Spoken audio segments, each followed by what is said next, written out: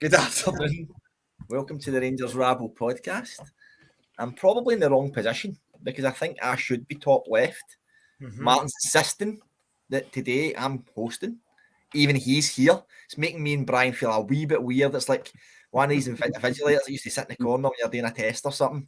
So it's put me a wee bit nervy here. The big man. Aye, right. Who's pressure's on?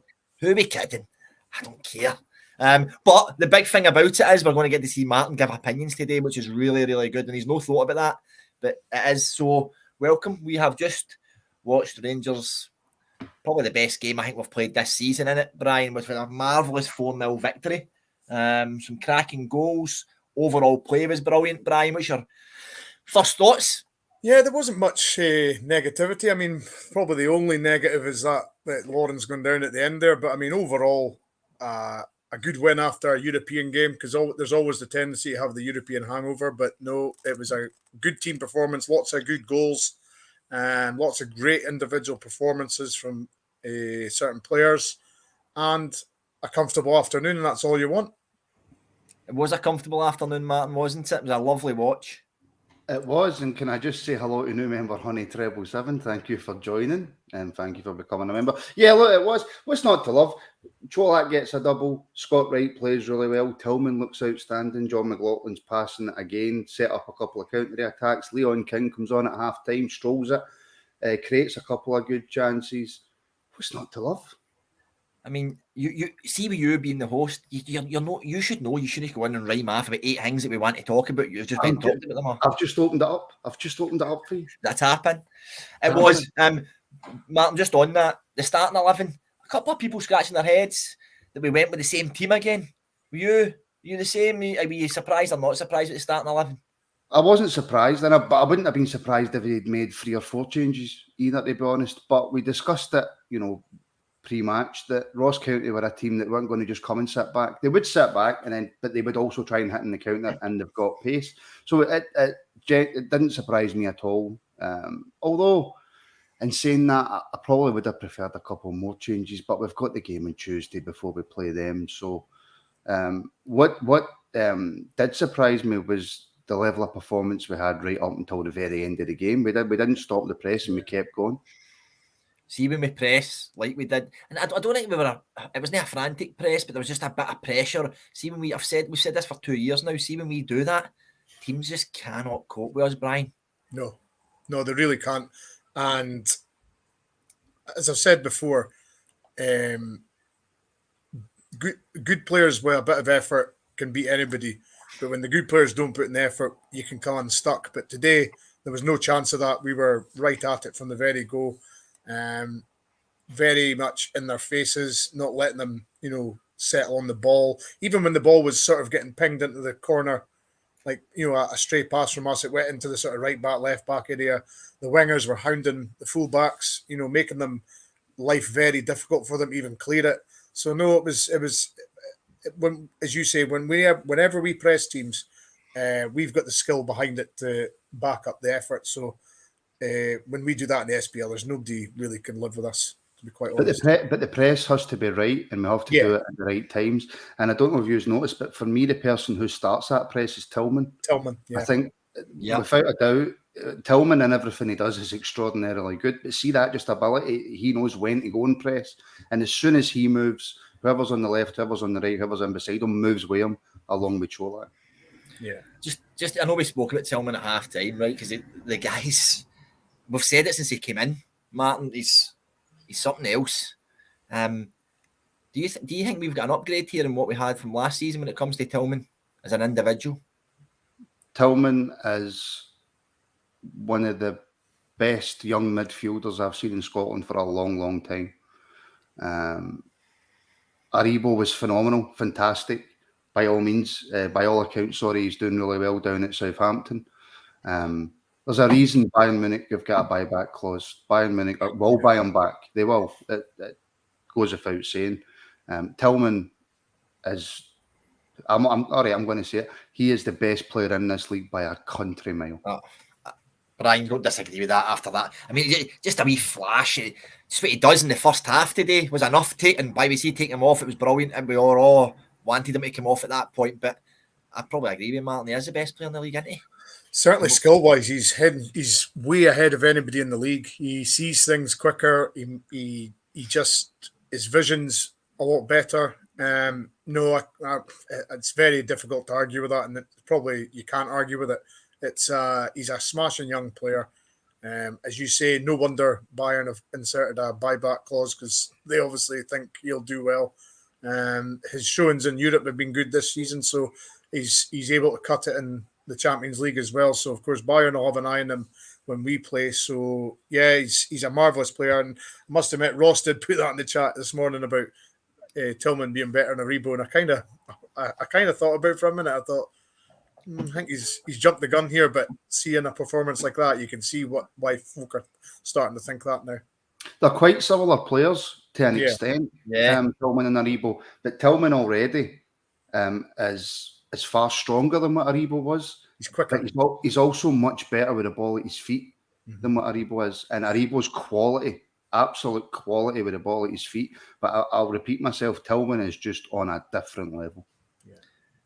He is. See the buyback. We spoke about this, right? He could be one of the ones where Bayern might not even be Bayern buying him back from us because they want to play him, or perhaps it could be. He could be easily bought back and then sold for double their buyback. It would be one of those deals to generate, say, 20 million. Because they could sell him to us for 7. Then their buyback could be 20. They buy him back for 20. Sell him I think it's 25. 25. I think it's 25. What, the buyback clause is 25? Is that what you think? I'm pretty sure. I could be wrong, but I read it somewhere. I think it's 25. But the thing is, you see, if you buy him back, they buy him back off us for 25, right? What? Because I'm sure the buy will be maybe 7-10, maybe then for us to buy him, perhaps, if that. It was the buyback, is it 6? The buyback 25, right? We get some profit on that, but they could just then punt him again and make 35, 40 million if they really wanted to. He's that good. He's that good. I think actually the biggest difference, even though I've said Tillman's a far better player than Aribo, and it's not fair to compare because Aribo's not here anymore. Tillman will never ever lack confidence. Never. No, he's such a confident player. See if he loses the ball and he gets up, he doesn't win it back. 2 minutes later, he'll bend and he'll get the ball and he'll be away. Yeah. At one point today, I think it was a long ball came in or whatever, and he took it and he just backheeled it through somebody's legs. Right? Okay. Yeah. Nonchalant. He doesn't look as if he's moving sometimes, Tillman. Yeah. He's floating, isn't he? I had somebody in my family who will remain nameless said that he looks awfully slow. And he does look slow. But I thought that as well at start. I thought he was slow, but it's not, is he? He's not. He's just so composed. He's just a phenomenal footballer. Yeah. Totally agree. See, just talking about players, I thought someone who never really got mentioned when we were all talking about man of the matches. I thought Goldson played really well today, starting for the back. You could see, we said this at half time, you could see that he had something as if it felt like he wanted to score the day, Brian. He had something, a grip the bit between his teeth. He really wanted to make an impact today, but not just that. See, when John McLaughlin gets the ball, Goldson's running 50 yards out wide to try and create space for him to play a pass. Played really well today, Brian.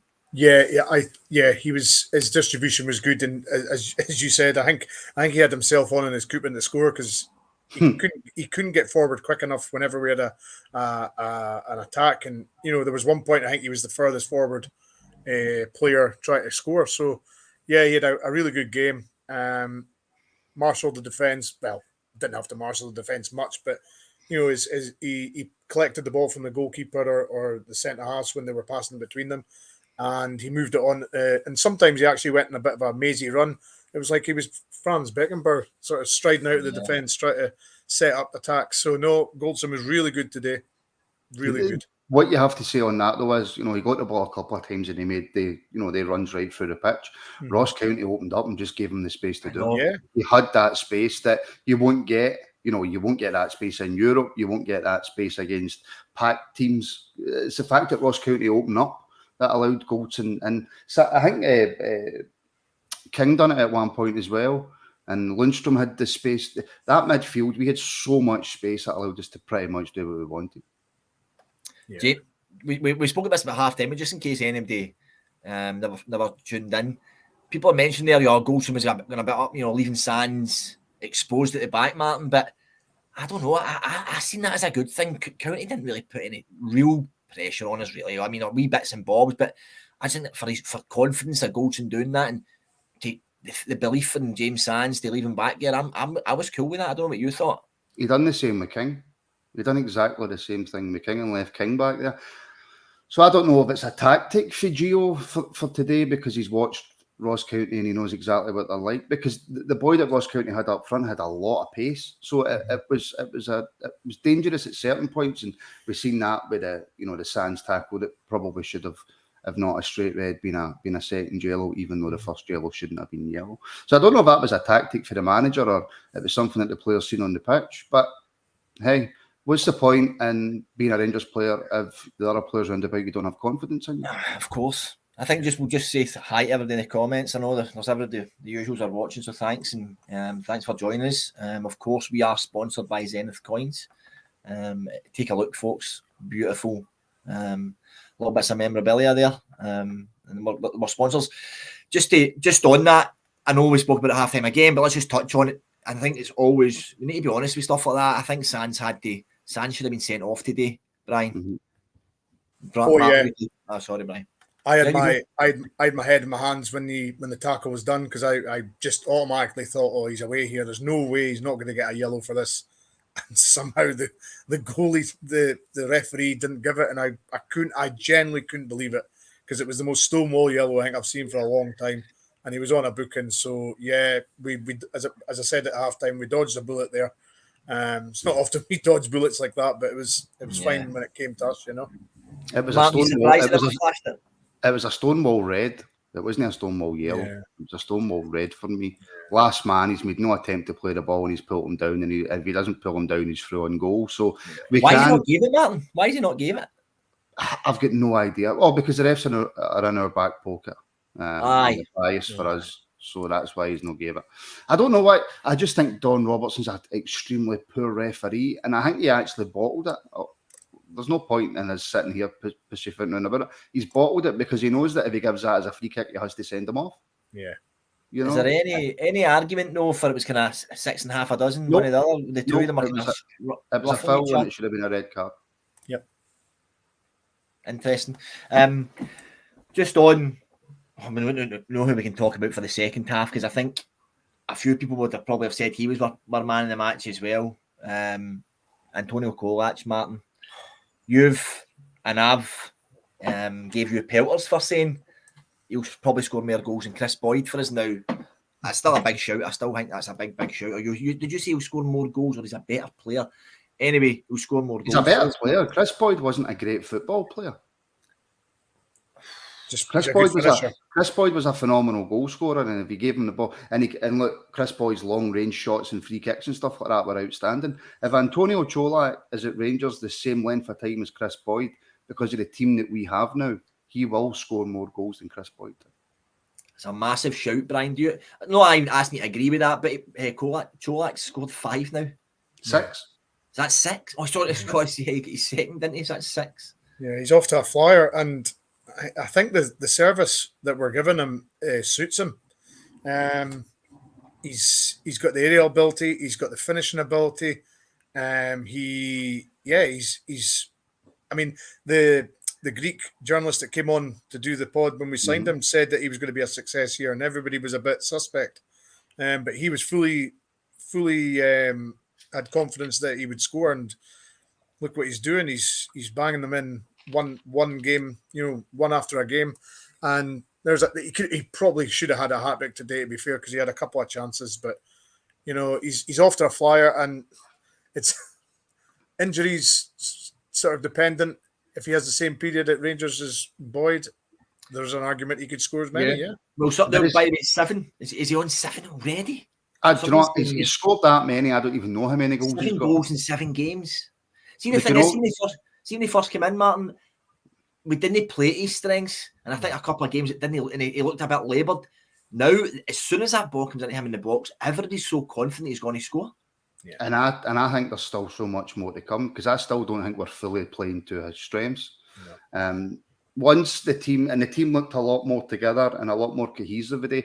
Once we get firing, once we're playing the way that we can play, and we're up to full speed, he is going to be the most lethal, dangerous striker in Scotland. And one thing I did notice today as well, his link-up play is getting so much better. Yeah.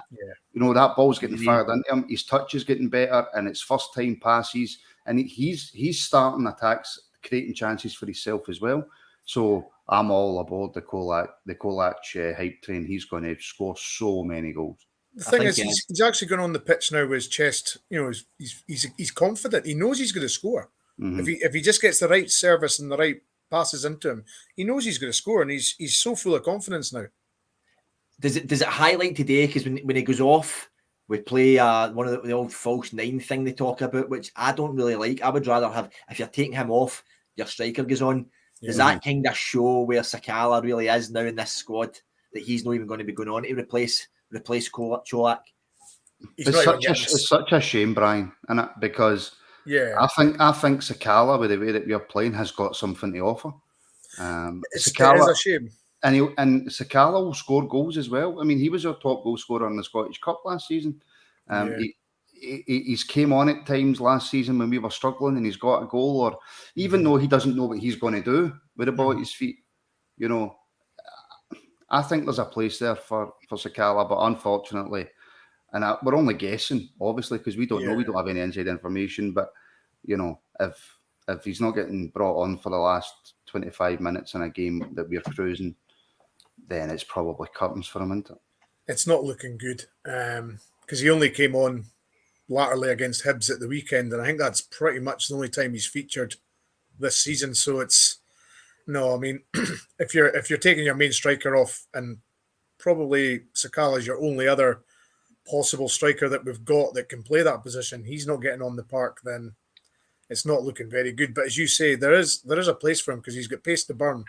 But he scores goals as well. I don't think he's the worst person to have around the squad. No, or as a sub, you know, as a sub striker, he's not going to play every game. So we need somebody who's third choice, fourth choice, and unless you think about the young boys, and you maybe give them, if you're talking about a fourth choice striker, you don't just give it to Robbie Ewer. Lovelace or something like that. Yeah, I think the thing about Sakala is he can play on both wings as well as a striker, so he is versatile in that respect. But he's just not getting a look in just now. It's a shame. Kolak's finish for the first one reminded me of not similar, but the PSV where he sweeps the ball to that side. I know he scarfs it, but Martin talked to us about that. His second goal, the Rangers' third goal today. They popped the ball about so well, and it felt him. You knew he was going to score, but pass. I think Kent gets it last. It's the build up. It's the build up with Kent and Lawrence. You know, I said to you before we started, JD. You know, Lawrence played well, but I don't think he played anywhere near as well as what he can do. I don't think man of the match for me. I don't think he had his best game, but he still played really well. I think that's the level that Lawrence is at. That's how good a player he is. But you know, the link-up play between Kent and Lawrence is going to create so many goals for us this season. But it's not just that. It's then the pass in for Kent. It's fired into Colak. He takes one touch, and that is a clinical striker's finish. Brian, some finish, wasn't it? Yeah. For me, it's a build-up play as well, though, isn't it? Mm-hmm. Yeah, I think somebody said it all started at the defence, and, you know, it started at, you know, the build-up from the defence through to the midfield.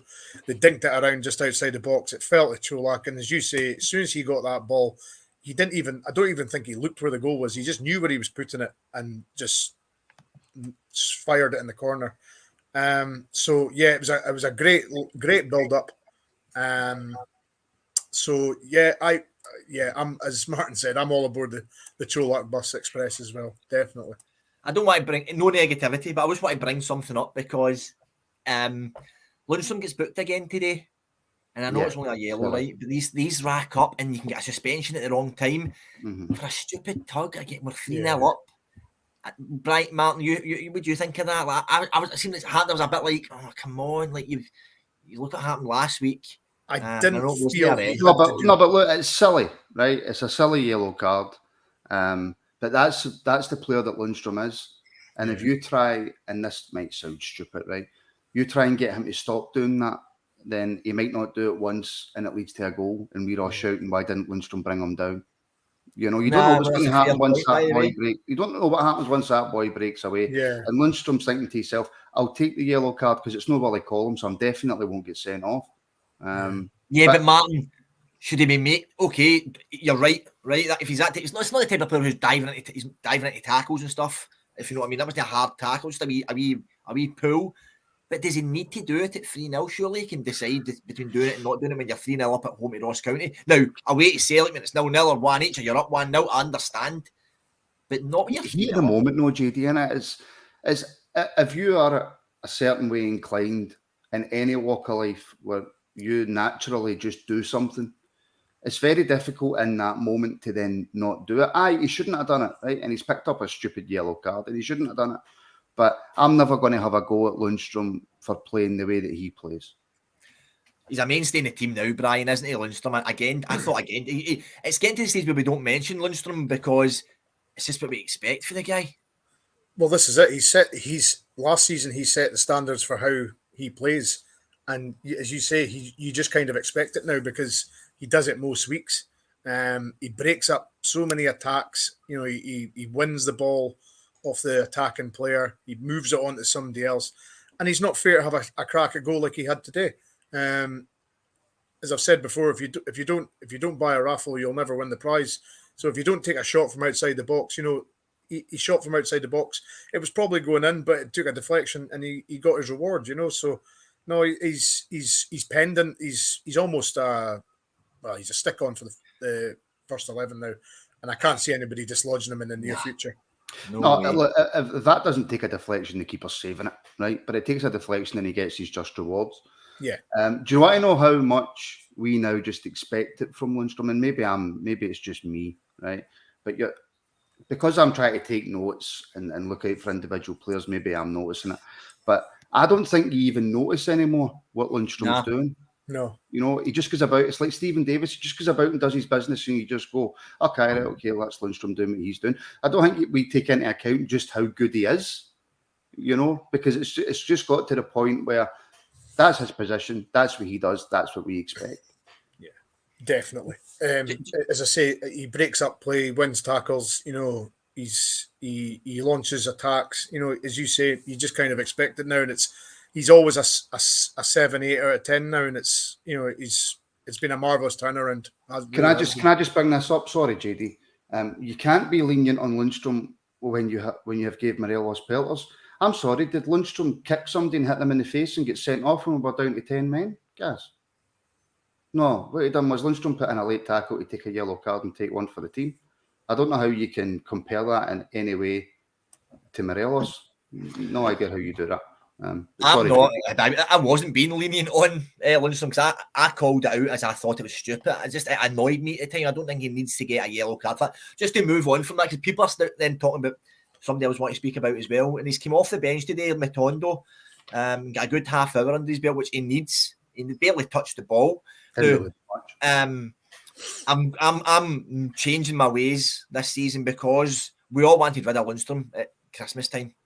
He's turned it around right now. We've got that John Lundstram from the start of the season this time, so this could really help us this year. So Matondo might need 6 months. Brian, is he going to be? Is that coming slowly but surely? It didn't do an absolute thing today. I've called him Rabbi Diallo already this week.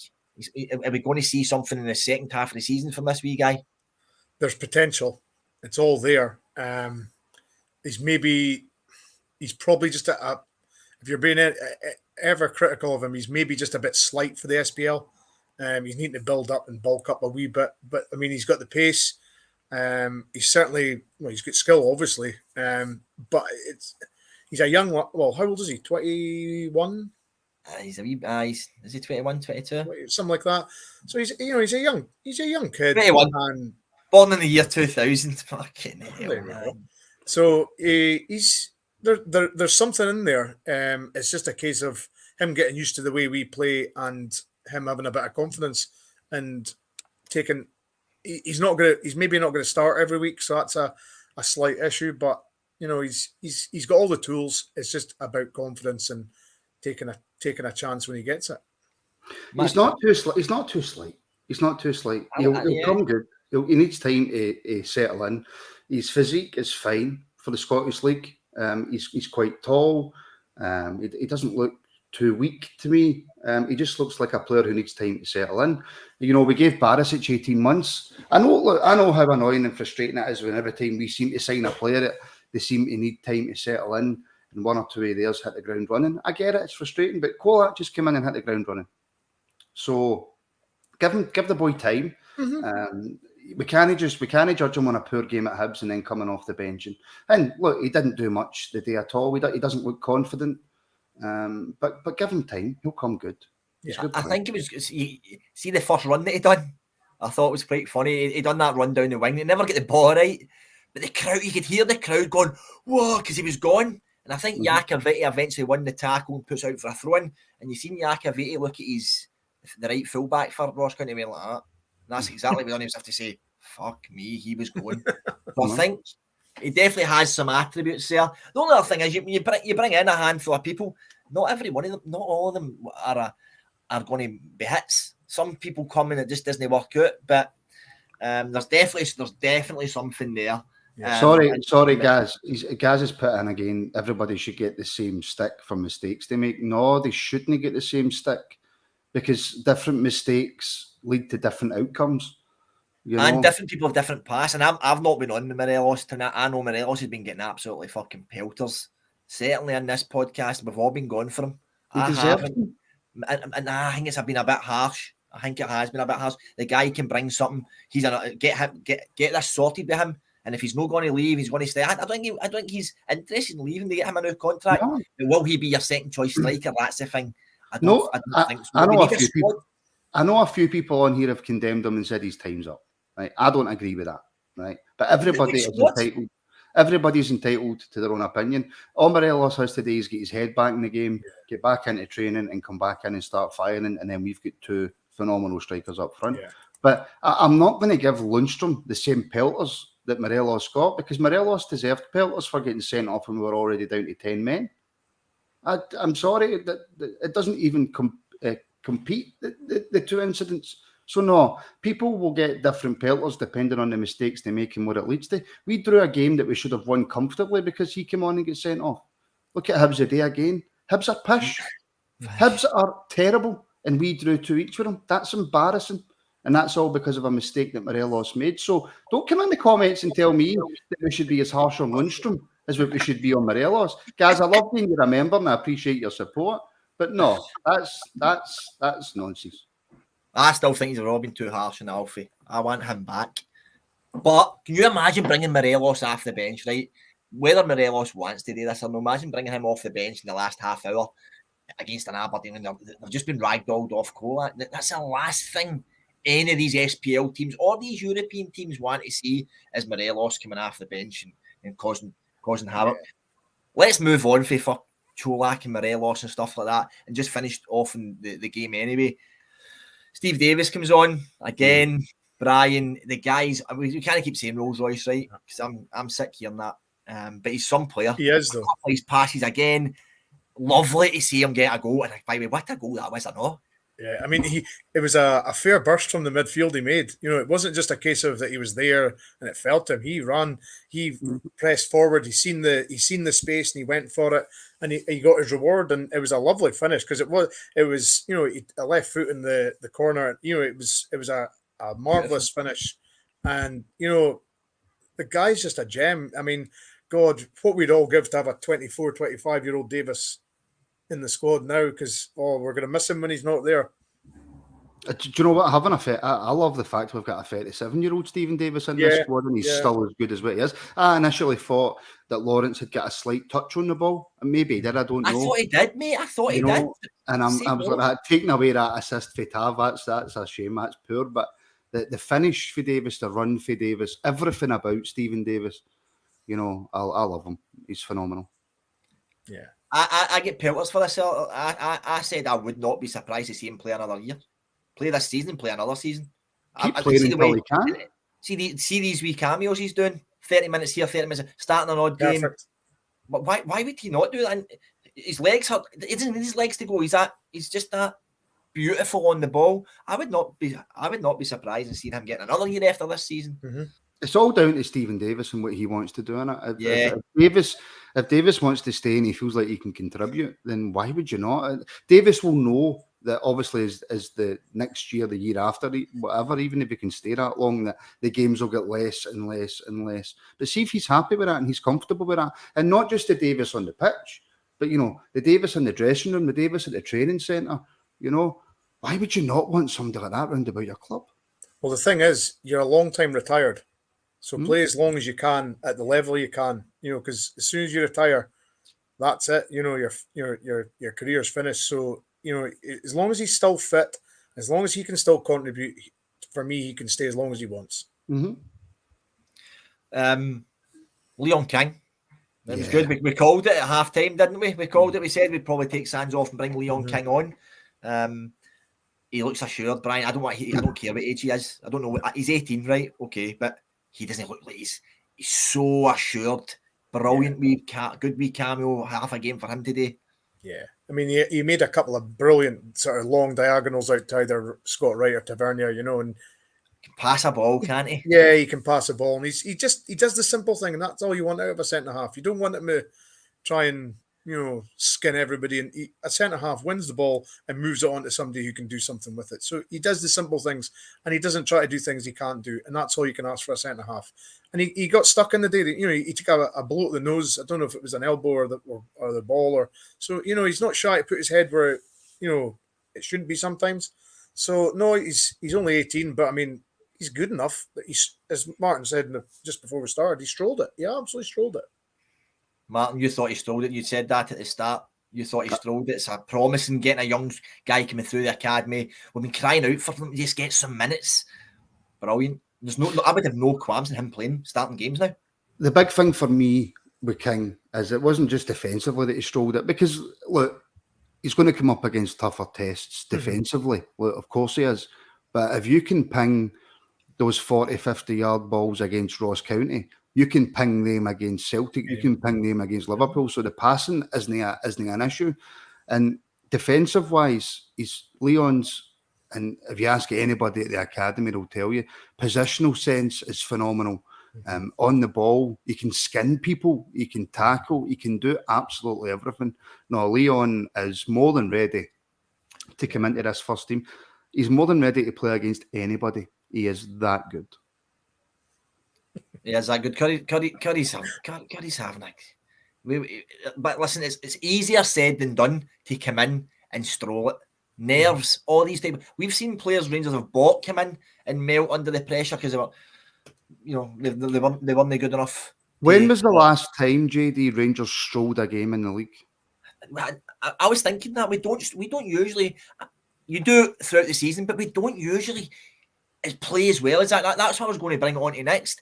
Like, it just feels like we're just starting to. And I know we dropped points last week. You could point the blame at Morelos. Fair enough. We don't go down to 10 men. We don't draw that game last week, probably.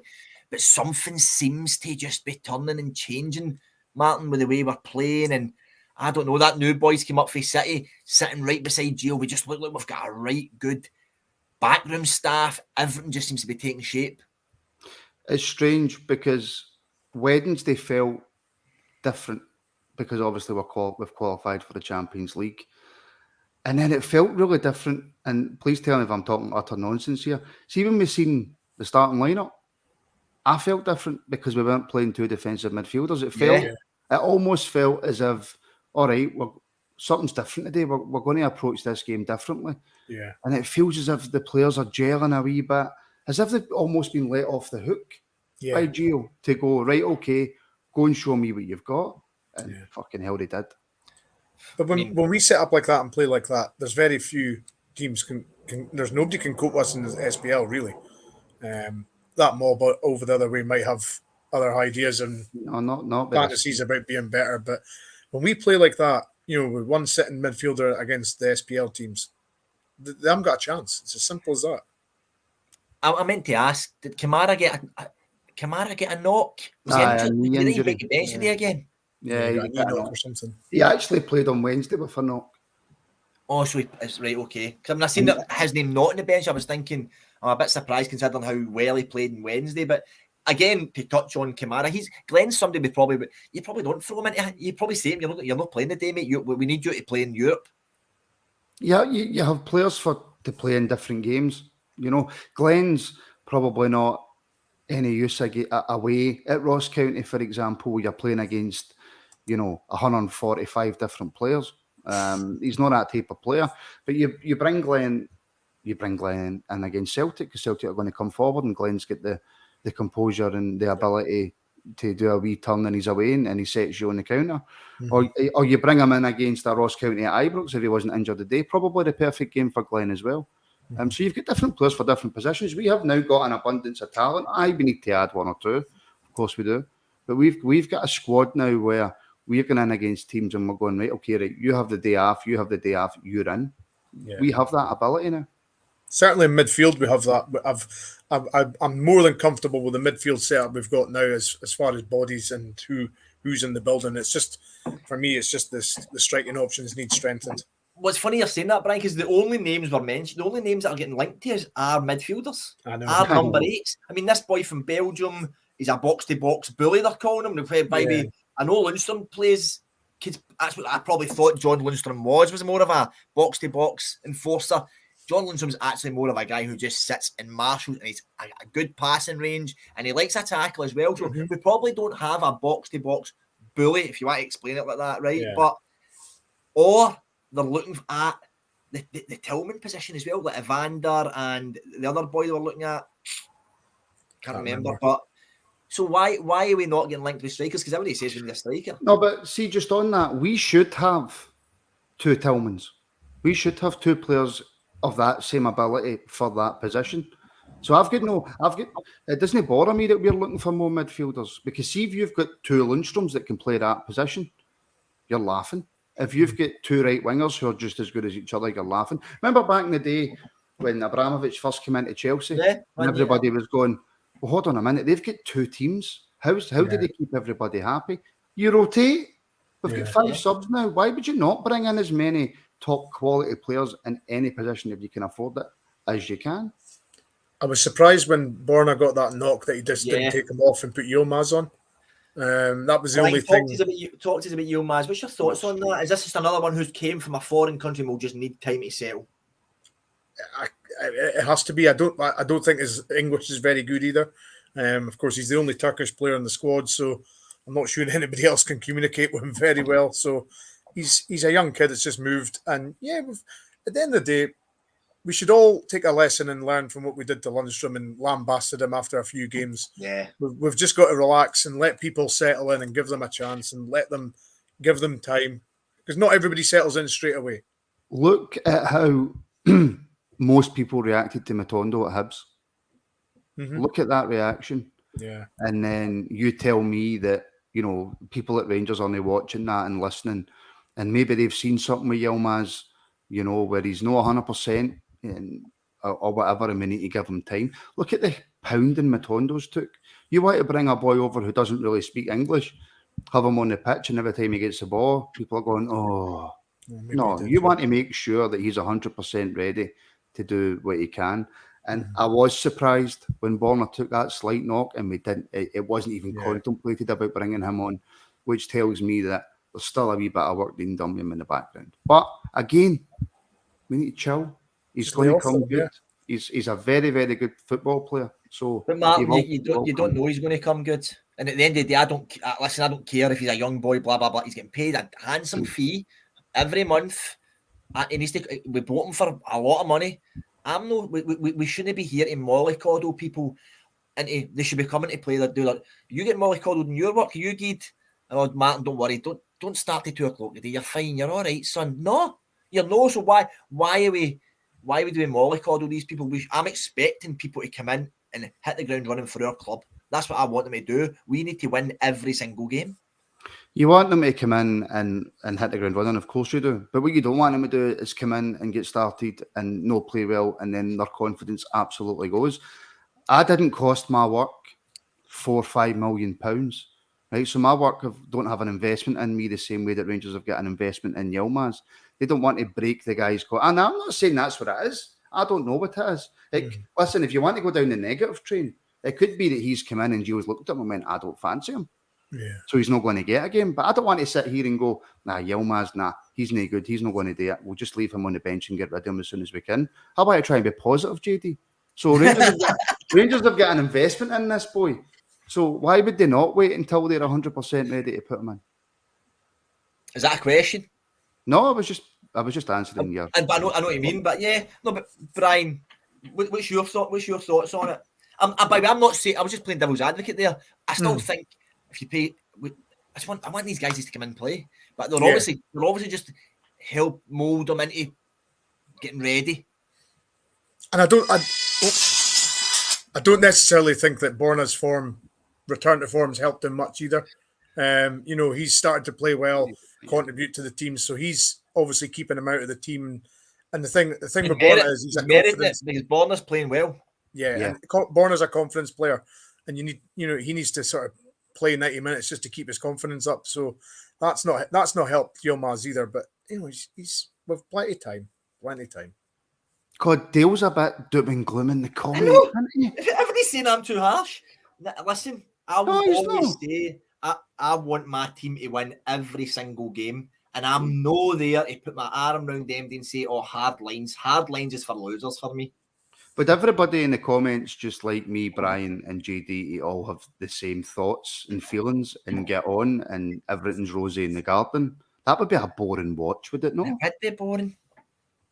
It would be. I mean, what everybody doesn't realise is that JD phones me every night and tells me how much he loves me before he goes to bed. So, just calm down on JD. You know what I mean? Listen, I'm passionate about it because I love my club. Yeah. And I expect us to win every single game. Yeah. And that's how, in years to come, these boys that are wearing that jersey, which we would all love to do, they'll be away. They're no Rangers fans. All right, they'll jump on and say, blah, blah, blah, is right. But they'll be away and they're no. We'll still be doing this.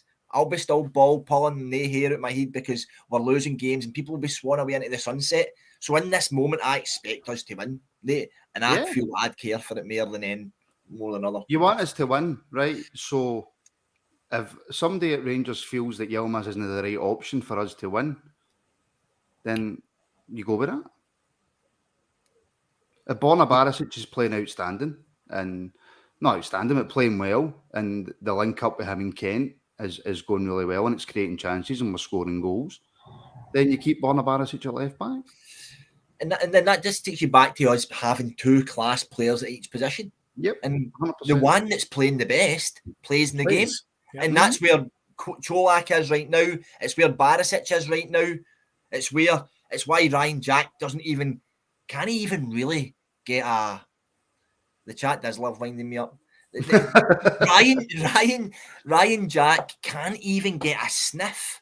Now, I think this is his last season, Brian. Where do you see Ryan Jack go from here? Because let's be honest, probably at some points last season, Jack and Lundstram had a really good understanding. Does he? He's still got a part to play as well, hasn't he? I'd like to think so because he's a Rangers fan. He's a Scottish player as well. He's certainly, as you say, he's definitely got a part to play. It's just the injury woes for him. If he could just get past the injury woes and have a clean bill of health for a good few months, a good season even, that would be great. But he's definitely got a part to play. There's no doubt about that. 100%. He's got a part to play, JD. Of course he does. But does a fully fit Ryan Jack replace Lundstram? Nah, absolutely not. And Aldo's saying Jack's done for him, and I don't think he's done for me. But I think he's probably done in the respects of being anywhere near the first choice name in your team sheet anymore. No. I think Ryan Jack is now a squad player who I'd be comfortable if he comes in and plays and stuff like that. Of course, because he's brought another one who is very good on the ball in Europe, can keep a ball all day long. But I don't think he's first choice. Phenomenal, but like you say, JD, phenomenal option to bring off the bench. Oh yeah. And it, again, goes back to having great players and rotating them. And maybe just not rotating them as much as they may expect. Yeah. You know what I mean? Okay. John McLaughlin. He'll be rested for Queen of the South, won't he? John McLaughlin, that's put that to bed, done, dusted. Again, couple of times he came out in the first half, grasped one, and his distribution again today was brilliant. There was one point where the defender was really closing him down, and he just plays a wee chip pass to the edge of the 18-yard box, and we nearly scored for it. That's the difference between having John McLaughlin in goal and Alan McGregor. Alan McGregor's in goal. We don't nearly score for that.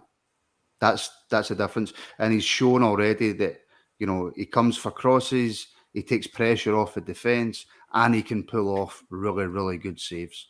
So John McLaughlin is the Rangers' number one for me this season, and I feel extremely comfortable with him in goal.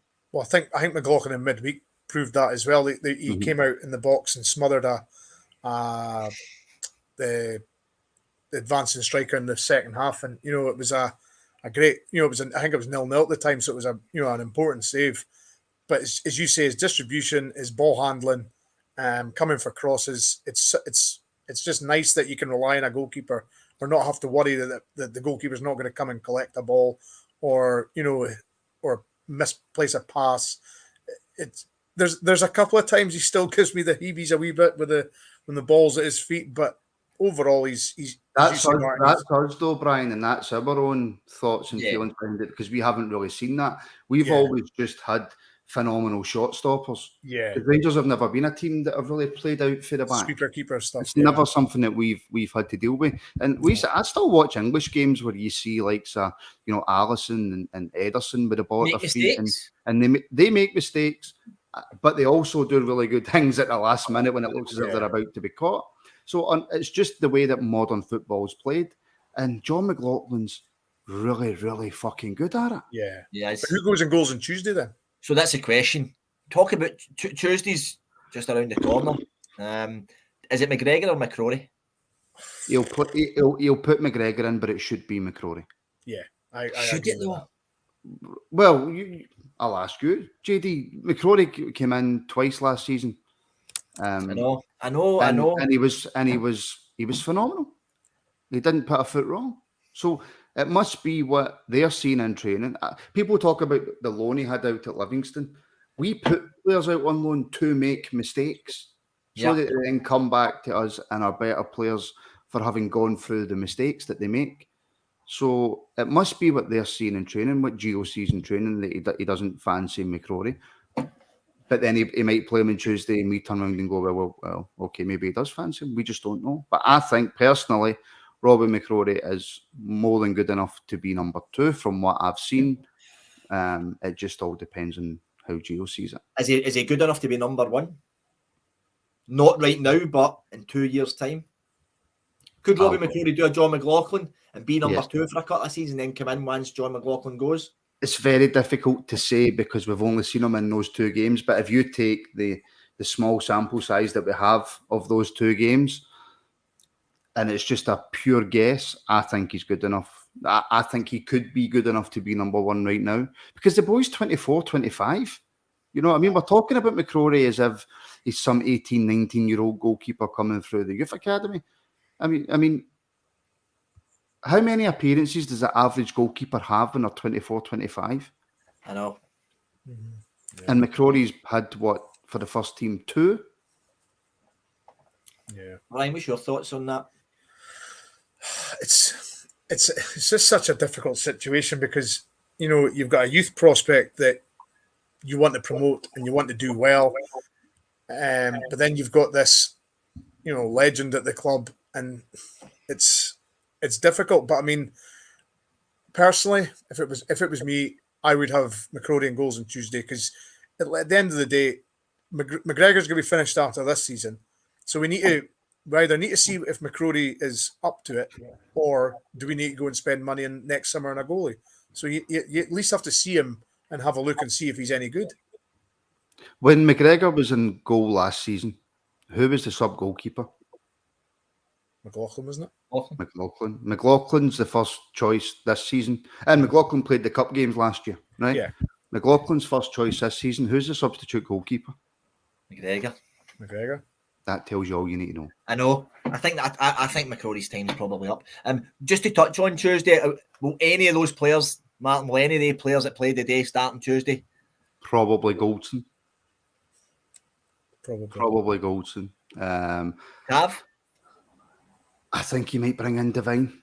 I think Devine make a shot. The only issue, look, the issue you've got on Tuesday is if you completely change your full starting 11, then and you don't get the result, you're on to a hiding for nothing, because it's all right, very well saying that the 11 players that we change are better than Queen of the South, but Queen of the South will put out their strongest team, who know each other, who know where people make runs, who know where somebody's going to be standing for a pass. You put 11, I use the term loosely, strangers out on a pitch, you don't know what you're going to get for that. So what does Gio do? Does he make 7, 8, 9 changes, or does he make 4 or 5? I want to bring a name up, right, because this is a name, by the way, I don't know if my internet's playing up, but anyway, this is a name that keeps getting bandied about, Zach Lovelace, and people are crying out for this. I mean, he played some games in English Championship for Millwall, got a handful of substitute appearances at 15 or 16. The boy is only 16-year-old. There's been a lot of shouts. Martin, you mentioned his name earlier. Are Rangers going to do that? Are we going to see this young boy on Tuesday night, do you think? I don't think so, no. I spoke to Zach, when was it? Well, the night we played Dumbarton. And I asked him, you're getting a lot of attention. How does that affect you personally? How do you deal with it? And he just answered me back, I don't pay attention. I don't care. I just want to play football. I just want to go on with playing football. I don't think you'll see him this season. I could be completely wrong, but I don't think you will. I think Rangers want to protect him, which I think is the right thing to do. If Rangers feel that he can come up and do a job, then he will. He's got the power, he's got the pace, he's got the finishing, he's got absolutely everything. But you've still got the likes of Sakala sitting on the bench not getting a game. Yeah. I don't think you could justify playing Zach and not giving players in the first team squad that don't play any minutes. I don't think you can do that. Robbie Ure was the other name, and he probably seems to be maybe ahead of Zach in the pecking order just now, because Robbie Ure got took to Eindhoven, didn't he? Yeah, I think that was something to do with selection rules, though. I said that on the day, JD, that taking him as a masterstroke. I don't think Rangers could take Zach. I think that was the case, but in terms of ahead in the pecking order, I don't know, because I think Zach's better. But Robbie Ure is a fantastic young talent coming through who definitely has a future if he keeps going the way he's going. Is he ahead of Lovelace? I don't know. Interesting. Brian, changes for Tuesday. What are we going to see? Sorry, Brian, I just jumped something. Martin, we might have missed this one. Just 2 seconds, Brian. David Black. Just pop it up there and just say thanks to David. But listen, it's a fair shout. I was trying to play devil's advocate on that and say, but I still want. But I know what you're saying. I would still want my fucking machine to work straight away, and I would pay somebody to make sure it works from day one. But thanks for the support, Davey. Honestly, the support you're getting every single show now is absolutely unreal. But he has got a point. Rangers have got their own system. Rangers do it the way, you've got Dave Voss in beside Gio. If there's anybody who knows how to use and get the best out of youth players, it's him. The Ajax youth system is renowned, and it's renowned for a reason, and he was in charge of that. You know what I mean? So we can sit and say all we want about, new signings and young players coming in. If Dave Voss was on this show with us right now, he'd be running rings around us. But these guys get the big bucks because they know when to put them in at the right time and when to take them out at the right time. So we've just got to sit and trust these management, because all right, not every signing is going to work, but the majority of these ones have, and we've just got to let these guys do their job and select a team for what they think they can bring them in and do the job for certain games. I just brought Tom's comment up there, Martin, just to say, look, it's a good wee link into. Please like and subscribe, share the videos that you watch for us. We do have a subscription service on YouTube. I know it's not expensive, and we do members content every Sunday night. I think we've got about 80 members now, Martin, something like that. 80, yeah. Yeah. So The join button below us, I know not everybody gets that join button, but if the join button isn't there below us, in the description of this video, there is a link to take you to the membership page. If you don't want a membership, which not everybody does, you can, if you want to help support us, give us super chats, which you'll see at the bottom of the chat, the comments. There'll be a wee thing with a wee dollar on it. That's the super chats if you want to help us that way as well. But we just appreciate every like and every subscribe. We're edging every day closer to 6,000. So if you aren't already, please do subscribe and share it and tell people. And JD, something I always forget, every single show, apart from the build up and the halftime, is available to download or stream wherever you get your podcasts, Acast, iTunes, Podcast Addict, Google Podcasts, etc. So just search Rangers Rabble wherever you get your podcasts. And of course, we are sponsored by Zenith Coins. And what's the code, man? RR10? So you say it so much better than me. RR10. Use code RR10. Then it's there at the bottom. Use code RR10 to get 10% off. That's we thank our sponsors. Okay, dokes. Martin, what else you want to talk about? Are you happy with that? I'm happy with that. If you're happy with that. If anybody in the comments has got anything they want to ask, I'm more than happy to answer that. I've enjoyed no hosting, by the way. It's been fun. Nah, not for me. Nah, I don't like. I just prefer you away when I'm hosting. You can go all day with your day, with your family. Well, I was supposed to, but my missus is going to kill me because I wasn't supposed to be here. You look a wee bit pasty. You look worried. It's because of my light. I've got a fancy wee cheap light. Where are you? What's happened with you? If you've moved? No, I haven't. Do you know what? Okay, so this is my wee room. Right, that's the laundry basket there. I used to be over in that corner. I am now in this corner, which is right next to the backup. Nice. Kind of hide the money, Brian, eh? Don't move that camera down because we seen you were wearing your boxers earlier on. It's grey shorts. Come on. Anyway, okie dokes. Well, any update on Lowry? Nope. We've no update on Alex other than we know they said a number of weeks, which it doesn't sound good, Brian. It's just, you just don't want to see any of your talent walking about with a knee brace on, do you? No, I mean, actually, sorry, Gaz is absolutely right to bring that up. We have a Super 6 league, the Rabble does. Yes, we do for all members. If you are a member, I will put the code back up on the community page for members, so you'll get a code. I don't have any grass. Do I have grass? No, I don't have any grass. I will put the code up, the PIN number for you to enter a league for our Super 6 league. And if you finish top of that league at the end of the season, then you win yourself a nice wee £100. So it's free to enter. Why would you not enter it? You know what I mean, JD? Why would you not enter it? Who's top? I was a goal. I was a goal off in my Super Sixes, wasn't I? I think you were top of the league, Brian.